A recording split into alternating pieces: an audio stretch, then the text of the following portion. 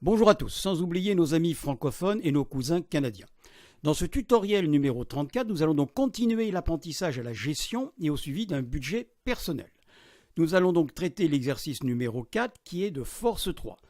Dans ce cadre-là, nous allons donc étudier le budget de Jean-Claude et Annie, donc jeunes retraités, avec pas mal de problèmes. Ce sera très intéressant parce que nous verrons qu'il faudra trouver des solutions, sinon ils n'y arriveront pas. Alors, comme d'habitude, je vous rappelle le tutoriel 34, il fait partie bien sûr du module pratique et il est dans la partie exercice d'apprentissage. Je vous rappelle aussi qu'il s'agit ici de la structure générale donc de l'action de formation gérer son budget qui comprend un module initiation, un module formation et un module pratique. Et bien maintenant nous allons pouvoir aller faire notre exercice. Alors nous allons commencer notre exercice numéro 4, donc par l'énoncé. Je vous rappelle que nous sommes ici dans l'applicatif donc de gestion et de suivi. Vous voyez ici le navigateur, donc on va pouvoir naviguer tranquillement. Donc nous allons tout de suite aller voir l'énoncé de l'exercice. Alors l'énoncé de l'exercice, comme je fais d'habitude, je vais d'abord vous faire le portrait donc de Jean-Claude et Annie. Jean-Claude et Annie ont tenu une boulangerie pendant 35 ans. Avant d'être à la retraite, dont ils étaient propriétaires. Ils étaient propriétaires à la fois de ce qu'on appelle le fond et aussi des murs. Or, le problème de Jean-Claude et Annie, c'est que bien comme tout d'ailleurs, comme tout commerçant et artisan, c'est que ce sont des professions qui ont de toutes petites retraites.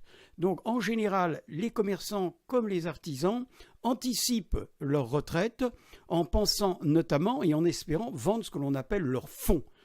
Par exemple, la boulangerie de Jean-Claude et Annie, ils pensaient la vendre 100 000 euros, mais malheureusement, personne ne leur a racheté leur boulangerie. Donc la seule chose qu'ils ont pu faire, c'est vendre les murs et récupérer un petit capital, enfin un capital de 60 000 euros.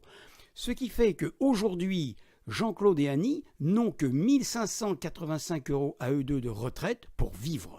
Donc vous allez voir que cela va vraiment poser un problème.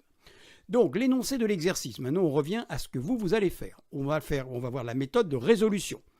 Je vous rappelle, puisque maintenant, ça fait déjà quand même quelques exercices que nous faisons ensemble, que votre travail va consister à positionner dans l'onglet numéro 2 les éléments financiers donc, de Jean-Claude et Annie.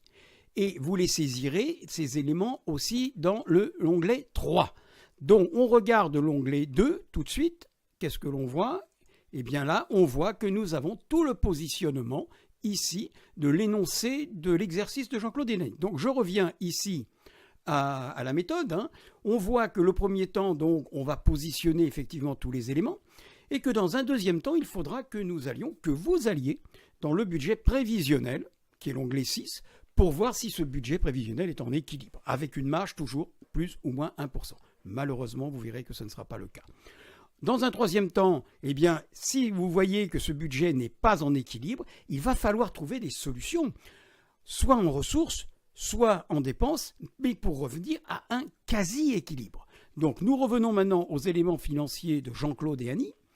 On voit ici, donc, dans la partie des ressources, eh bien, c'est pas grand-chose, ils ont 998 et 567 de retraite, c'est très faible. Bien évidemment, leurs dépenses ici est ventilée. On trouve. Alors par contre, là, tout de suite, on voit quand même. Le problème, c'est que bien évidemment, ils n'ont pas pu acheter d'appartement, donc ils sont à la retraite et ils sont obligés de louer un appartement. Leur appartement est quand même relativement cher par rapport à leurs ressources. Vous vous rendez compte que cet appartement représente presque la moitié de leurs ressources. Donc on continue les charges. Je vous ai mis ici, donc dans des petits cartouches, tout le positionnement de leurs dépenses hors dépenses mensuelles. Donc, vous les retrouvez ici, ici, ici et ici. Donc, je vous laisse faire l'exercice et pour cela, bien évidemment, vous allez aller le positionner, vous, sur l'inventaire des ressources et des dépenses, ici.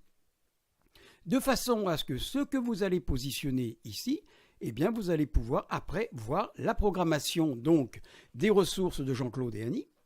Vous allez pouvoir voir ici la programmation des dépenses de Jean-Claude et Annie. Et là, rappelez-vous, je vous ai mis des zones grisées pour pas que vous oubliez que vous ayez le bon positionnement dans leurs dépenses qui ne sont pas des dépenses mensuelles. Et enfin, vous verrez, vous irez carrément au bilan. Hein, et là, vous allez voir si comment se présente, c'est la photographie, hein, de comment se présente la situation de Jean-Claude et Annie donc, sur l'année prochaine. Alors, maintenant, je vous laisse travailler, je vous laisse faire cet exercice. Et puis, si vous voulez, je vais quand même vous commenter le corrigé. Alors, on va aller au corrigé. Voilà, eh bien, j'espère que vous avez fait l'exercice. En tout cas, on va commenter le corrigé ensemble. Alors, le corrigé, hein, le voilà. Hein, donc, Jean-Claude et Annie, on revoit bien avec ce que vous avez fait, vous avez bien positionné ici leur retraite. Hein, vous voyez, 1 585 € par mois. Vous avez bien positionné ici aussi leurs dépenses, et notamment leurs dépenses qui ne sont pas des dépenses donc mensuelles.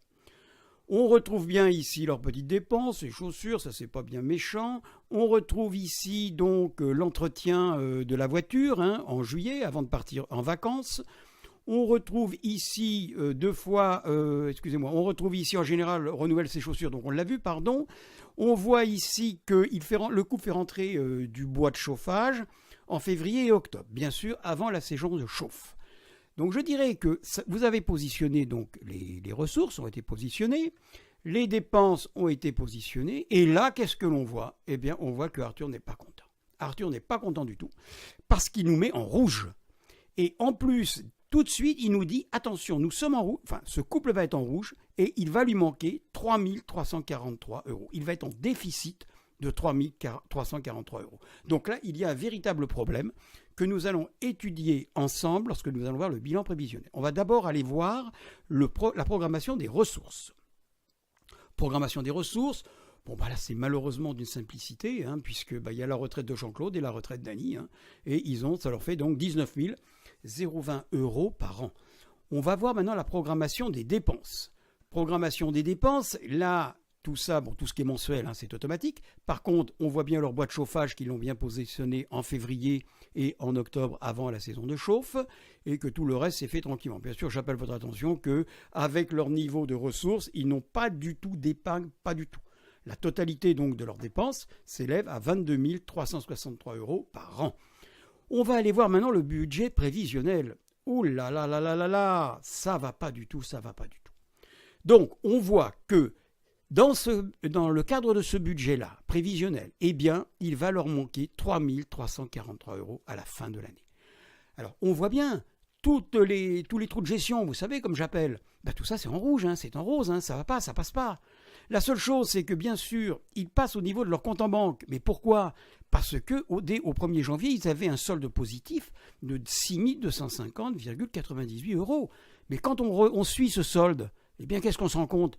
Eh bien, à la fin de l'année, il va ne leur rester sur leur compte que 2 907,98 €. Bien évidemment, leur compte va avoir diminué de leur déficit. Donc là, il y a vraiment un gros problème. Jean-Claude et Annie ne peuvent pas continuer dans cette situation-là. Alors, le problème aussi de Jean-Claude et Annie, c'est que bien évidemment, 92,5% de leurs dépenses sont des charges contraintes. Or, vous le savez, la variable d'ajustement dans un budget, ce ne sont pas les charges contraintes, ce sont essentiellement la variable d'ajustement, ce sont les charges non contraintes. Donc, dans un premier temps, le loisir, et dans un deuxième temps, l'épargne. Et bien là, Jean-Claude et Annie, ils ne peuvent même pas compter là-dessus. Alors, on ne peut pas jouer sur les dépenses. Donc, il va falloir que si on veut, excusez-moi de l'expression. Donc, il va falloir que l'on voit sur les recettes. Alors, les recettes, mais comme en réalité, ils n'ont aucune recette possible, puisque leurs fonds, ils ne veulent pas toucher aux fonds qu'ils ont vendus, enfin, les murs qu'ils ont vendus. Donc, il va falloir quand même, on le voit malgré tout, qu'ils diminuent leurs dépenses.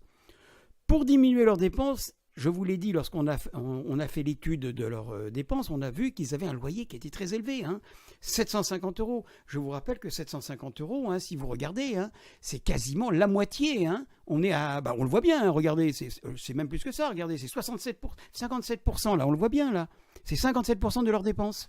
Donc, ce qu'il faut qu'ils fassent, eh bien, moi, ce que je vais leur conseiller, hein, eh bien, c'est de changer donc de logement, et de prendre un loyer à 450 €. Ils vont faire une diminution de 300 €. Alors maintenant, on va voir ensemble, est-ce que, en prenant un loyer à 450 €, est-ce que leur budget est en équilibre? Eh bien, on va aller tout de suite donc programmer cette dépense. Nous allons aller ici, donc au lieu d'avoir 750, nous allons mettre 450. On verrouille et on va tout de suite aller voir. Alors, on va aller voir sur la programmation, ça s'est bien passé. Bien sûr, ça s'est bien passé, la voilà, puisque c'est automatique. Donc, on revient au bilan prévisionnel. Et là, qu'est-ce qu'on voit? Eh bien, on voit que maintenant, effectivement, en ayant un loyer à 450 € au lieu de 750, eh bien, ils dégagent, on va dire qu'ils sont à l'équilibre, un petit peu plus même, vous voyez, puisqu'ils dépassent le 35%. Donc, ils ont à nouveau des petits trous de gestion, mais ça, c'est pas un problème. Pourquoi? Parce qu'encore une fois, leur compte en banque est toujours créditeur. Donc, on voit que l'action impérative que doivent mener Jean-Claude et Annie, eh bien, c'est changer de logement et de prendre un loyer bien moins cher, donc un loyer à 450 au lieu de 750, pour pouvoir équilibrer leur budget. Voilà. Et bien, ça, je leur souhaite de tout cœur, parce que c'est quand même un vrai problème, et j'appelle encore l'attention effectivement du problème des commerçants et des artisans, qui maintenant n'ont plus du tout la possibilité pratiquement de vendre leurs fonds de commerce. Voilà, on leur souhaite bonne chance, et on leur dit bon vent. Bien, nous quittons maintenant Jean-Claude et Annie, ils sont un petit peu rassurés, là ils sont partis rechercher donc un nouvel appartement, là qui leur coûtera moins cher. Eh bien, dans le tutoriel numéro 35, toujours dans l'apprentissage, bien sûr, de la gestion et du suivi, nous allons voir l'exercice numéro 5 et nous allons voir que ça va être en force 4. Nous allons découvrir donc Julie et Laurence qui sont en couple et on va voir leur budget, voir si elles gèrent bien leur budget ou s'il est bien en équilibre. Alors, comme d'habitude, je vous recommande de télécharger le kit de formation sur mon site Gérer son budget, parce que c'est là si vous voulez avoir tous les documents pour bien vous entraîner. Et je vous répète aussi, là, si vous avez une question sur les exercices ou même sur votre propre budget, n'hésitez pas à me passer un petit mail, je me ferai toujours un grand plaisir de vous répondre.